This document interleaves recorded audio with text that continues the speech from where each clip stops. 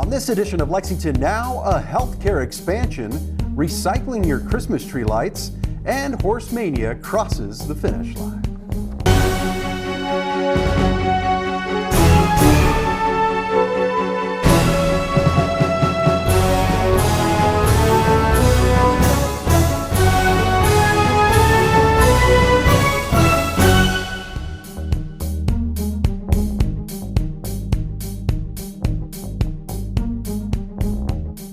I'm Neil Noah, and welcome to Lexington Now for the week of December 5th, 2022.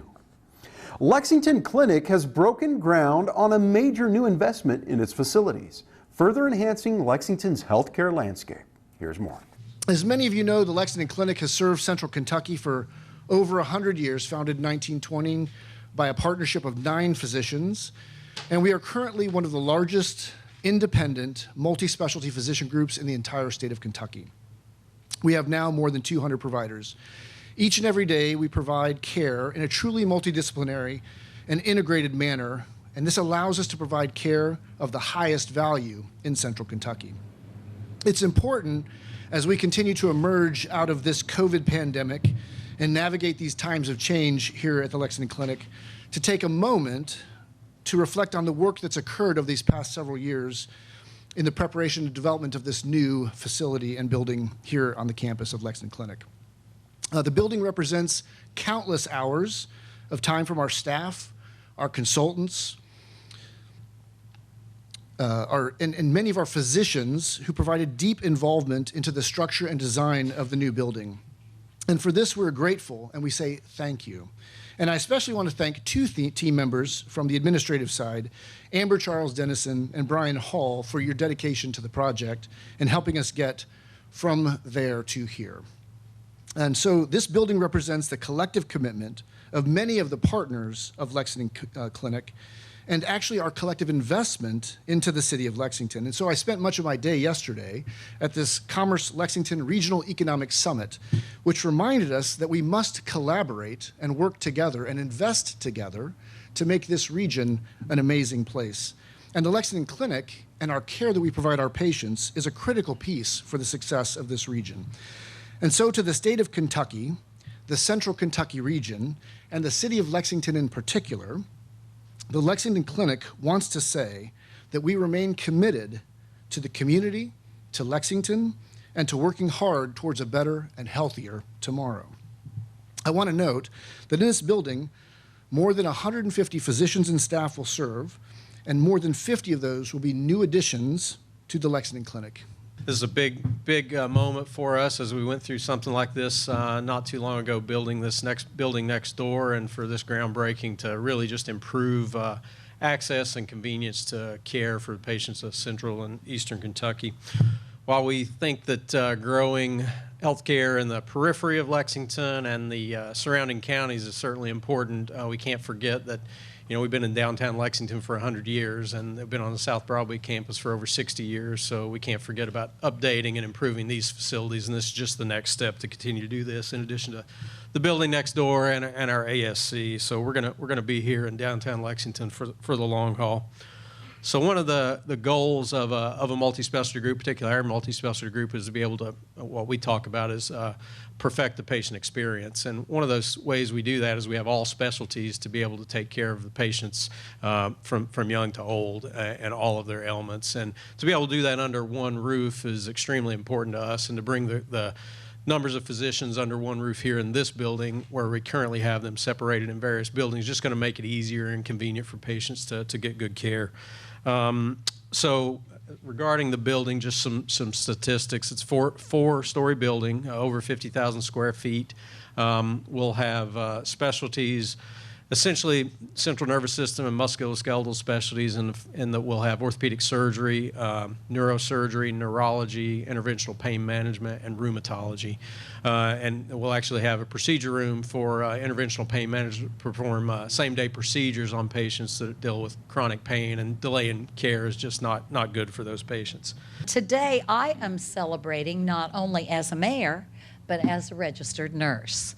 And healthcare is one of the largest sectors in our economy here, and one of the fastest growing.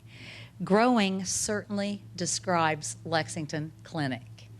And so I want to thank each and every one of you for investing in our city and expanding the South Broadway campus. We look forward to the opening of this new state-of-the-art building in, I thought 2023, but I think I heard 2024, Brett. I was going to say 2023, but we're almost there, so they're giving you a little leeway, I think. Yeah. The facility, as you heard, will house the Neuromuscular Skeletal Institute, including orthopedics, physical therapy, neurology, neurosurgery, rheumatology. And this clinic, as you all know, founded in 1920, has provided access to quality health care in Central Kentucky for over 100 years. That is pretty awesome. So thank you very much to all of those of you who are part of Lexington Clinic for the quality health care that you provide to our residents here. And our city is always thrilled to be part of your success, because your success is our success. Every December, tens of thousands of folks in a festive holiday mood bring out their twinkling lights to help celebrate the season. And almost as many discover that not all their lights are working anymore. What you to do with those broken lights? Seth Holbrook has the answer. When people have holiday waste, including their old lights and things, we have 13 drop-off locations around the county that are all partnered with green check businesses that make it easy and convenient for folks to get out and recycle their old e-waste or their old lights and things like that from around the holiday times. I'm actually here at one of our drop-off locations, located in the Visitor Center in the old Fayette County Courthouse. The program has been in effect for the last 5 years, and over the past 5 years, we've actually saved thousands and thousands of pounds of lights and e-waste from curbside carts, where they absolutely don't belong. In curbside carts, lights and e-waste pose a threat to both our waste management personnel and the equipment they use, so they should always be returned to a qualified e-waste facility like the e-waste facility located out at 1306 Versailles Road. We partner with them to collect all the lights and then take them to them that they can be properly recycled and disposed of without posing a threat to anyone. So in the garbage, obviously in regular trash, holiday lights and electronic materials pose more of a threat to our machineries and our personnel while they're unloading them. So when it goes into garbage trucks or things like that, the glass, the electronics all have the possibility of combusting or breaking or exploding in a way that would lead them to be harmful. When it comes to the machinery at the recycling facility, they can't go in our curbside recycling carts because of the sorting machinery and the other things that break down the materials that'll get caught up within the machinery and could potentially shut down our recycling facility for the day.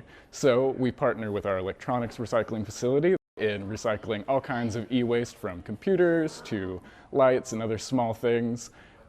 And they have the proper ability to break down the materials into their core components, like the wiring and the electronics, and then dispose of them without harm to either personnel or any of our equipment that we use. So it can take a very long time for things like electronic waste to break down when it comes to landfill degradation and things like that. The coatings on wires and the wires themselves, along with things like batteries and things like that, will take hundreds, if not thousands of years to fully decompose. And because some of those components may be manufactured with chemicals that might be dangerous to not only the direct environment, but our greater environment when they get washed out with rain or other things that commonly happen when it comes to a landfill. So at our recycling facility, they'll break it down into the base components that can be recycled. So they'll unsheath any wiring, break down batteries into their core components, the metals and the things that can actually be turned into usable material again. They'll take all of that, break it down, and then it's actually shipped out to a different manufacturer or recycling facility that'll then break down the components into things that they can use, that they'll then turn them into new lights or other electronic components that will use the same materials that were already originally in the broken materials. We have 13 different drop-off locations around the city, all with bins at all of the locations. They're all located inside, so it's best to visit lexingtonky.gov/lights before going to any of the locations, knowing which ones they are and looking at their hours of operation. We have all kinds, like I said, like the Visitor Center here in the Old Fayette County Courthouse, West 6th Brewery, Good Foods Co-op, both of the Crank and Boom ice cream locations, and both of the Drawn Run Walks locations. So all kinds of different opportunities, but if for some reason that someone isn't available to make it out to any of our drop-off locations during the program runs until January 15th, so bins will be out until then. But if for some reason they're not able to make it, or they think that they might have too much waste for one of our collection bins, it can always be taken directly to the recycling facility itself. Like I said, located at 1306 for Sales Road. You can follow the signs back and they'll meet you out there and help you unload all of that waste and everything. And there's a full list of accepted items and their hours of operation at lexingtonky.gov/ewaste. Horse Mania has crossed the finish line. We'll tell you about it when we come back.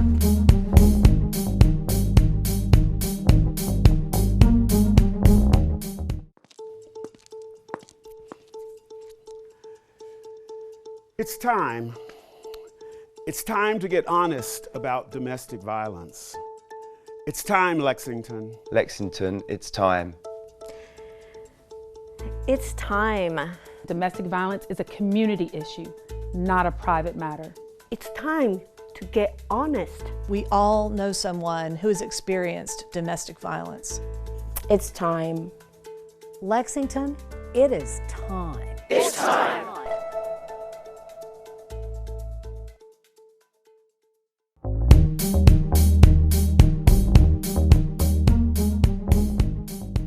Welcome back to Lexington Now. LexArts wrapped up its latest edition of Horse Mania by auctioning off 34 of the iconic horse sculptures that have graced Lexington for the last several months and raised money for a great cause in the process. Tonight is our Fabulous at 50 anniversary celebration for LexArts. So we are doing a lot of things. Tonight we are celebrating 50 years of being the local arts agency and advocate and supporter and promoter and all of the things for the arts over the last 50 years. But also it's our Horse Mania auction. So all the beautiful horses that you've seen all summer out on the streets that have been dotting the landscape have now come back here tonight. And so those final horses will be auctioned to the highest bidder. Well, as LexArts Community Arts Director, I've been involved with working with our artists and helping to place the horses throughout the community. It's really been a well-received project. I think it's amazing to drive by and see people out there taking pictures. Just every time you go through town, people seem to be enjoying them. I think for our artists, it's just a wonderful chance to show their artwork and get make some funds in the process. We love seeing artists get paid, and that's an important thing to LexArts to see artists making a working wage. I think that there's a lot of artists that took it kind of outside the box. I think that was fun. There were just absolutely beautifully executed horses that were really help highlight the fine artists that we have here in our community, and that's really I don't know that I could put my finger on just one, but of the 160 some that we have, there's just really a great array, and even the ones that the kids did. It was there's some spectacular school horses, so I was really impressed by the level of effort that they put into. It's been a great project throughout, and I think the community has had a good time with them, but they're time to find their forever home. So here we are at the Horse Mania auction. So tonight we have 34 horses that are up for auction. There's a Whiskey Wall of Wonder. So Maker's Mark has given us a barrel of private select bourbon, and we've got 200 bottles painted by local artists, 100 local artists on a Whiskey Wall of Wonder that we're again continuing to raise funds to go right back in the arts. But they're painted by all of our local artists. So win-win. Our artists get to do art, and then we get to make money for the artists. I love the horse auction. The whole concept is beautiful, and we love these horses. and I've loved it every time they did it. And of course the art bottles, oh my gosh, the bourbon bottles that have been designed by the artists, it's all good. So we're really lucky because we've had so many just wonderful artists do wonderful work, and so people are clamoring to get these beautiful pieces of art. LexArts does every year a Fund for the Arts, and so this money, along with all the money that we raise all year long from our amazing, generous community, really goes right back to the arts. We're able to pool that money and then turn around with grants and resources and programming and all of the things that we can do back in the community for the arts. So our arts organizations and our artists definitely benefit from all of the generosity that we see tonight. You know, this is a great time of year to be supporting all kinds of nonprofits, and this is one of LexArts' ways of helping to, help that end of year gift, make it a little fun, and of course all of the funds that we raise will be invested back in the community through LexArts programming and many organizations that we help fund. LexArts is, such a wonderful organization that is all about art, promoting art, encouraging artists, encouraging arts groups, funding arts groups. It is everything, all inclusive. And we really couldn't do without them in Lexington. And in the vein of helping worthy causes, this past week, Lexington held its annual Good Giving Challenge, which has raised millions for local charitable organizations over the last several years. But just because the challenge is officially over, it doesn't mean that giving should be. Here's a look at the event. I'm Lauren Parsons, Director of Strategic Initiatives and Communications at Bluegrass Community Foundation, and I am excited to welcome y'all to the 2022 Philanthro Party, the official kickoff to the Good Giving Challenge. All right, the Philanthro Party, I love that. The Good Giving Challenge is a community-wide online fundraiser for local nonprofits that makes charitable giving easy, accessible, and fun. It launches annually on Giving Tuesday, and since the giving platform opened at 9 a.m. today, let's see, over 1,300 donors have already given over $290,000. Awesome. The Good Giving Challenge was founded by Smiley Pete Publishing and Bluegrass Community Foundation to shine a spotlight on local nonprofits and encourage our community to support their important work with charitable giving. 2022 marks the 12th year of this partnership. I'd like to recognize Chuck Creasy and Chris Eddy, publishers of Smiley Pete Publications, and Lisa Adkins, President and CEO of Bluegrass Community Foundation. Thanks to this partnership, the Good Giving Challenge has raised $17 million for hundreds of local nonprofits since its inception in 2011. Last year, our community gave $2.9 million to 179 nonprofits. We want to make 2022 the biggest and best yet, but we need your help. With a minimum donation amount of just $10, I should add there's no maximum donation limit, and an easy-to-use giving platform online, everyone can give back during the Good Giving Challenge. And there's a cause for everyone to support during the Good Giving Challenge, with a record-breaking number of local nonprofits participating this year, 200. That's 200 hardworking nonprofits in Central and Appalachia, Kentucky. You can learn about all of them and support them at bggives.org. A big part of what makes the Good Giving Challenge so much fun are the matches and prizes that boost the impact of charitable gifts. I want to welcome all of the individuals here today. Look around, representing all the nonprofits. Hold those signs up. All the nonprofits taking part in the Good Giving Challenge. This year that includes 200 nonprofit agencies. You can see all of the, take some time and read all of these signs because it's pretty impressive who we have represented here. Thank you for all the amazing work that you all do through your nonprofits. You know, our community can't survive without you. I hope you know that. You and your work and all your volunteers. Last year, nearly $3 million was raised during the Good Giving Challenge week. In the past 11 years, $17 million. has been raised. I can't believe it's been 11 years already. That's awesome. So this is a testament to the power of giving in our community. Whereas Good Giving Tuesday, on the Tuesday following Thanksgiving, has been established as an annual National Day of Giving.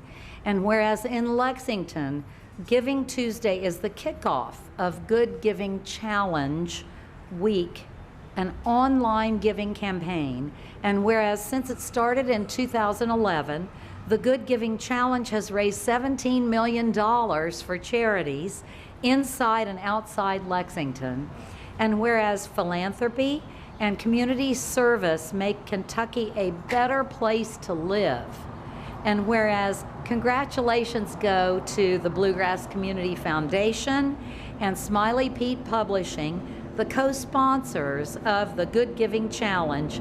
Now therefore I, Linda Gorton, Mayor of Lexington, do hereby declare November 29th through December 2nd, 2022, Good Giving Challenge Week in Lexington. Congratulations.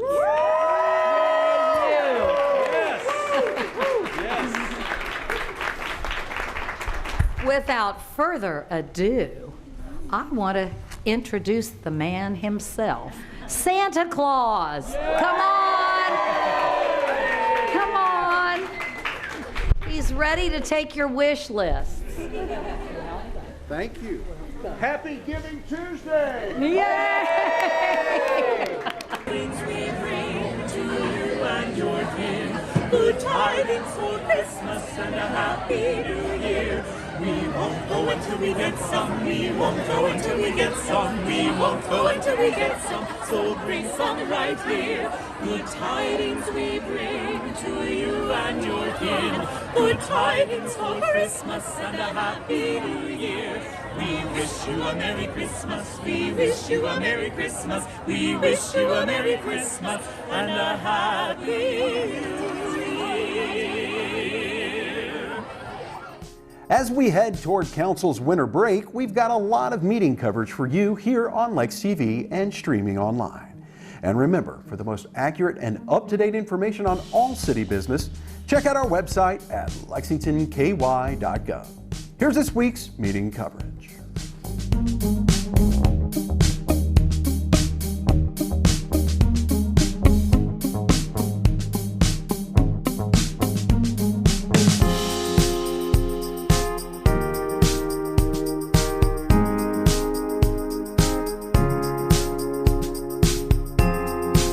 That's all for now, but as always, you can keep up with us on social media. Check out the latest traffic updates on Twitter at LexRex, or catch our live traffic cams on lexingtonky.gov. For all of us at Lex TV, I'm Neil Noah, and that's it for now.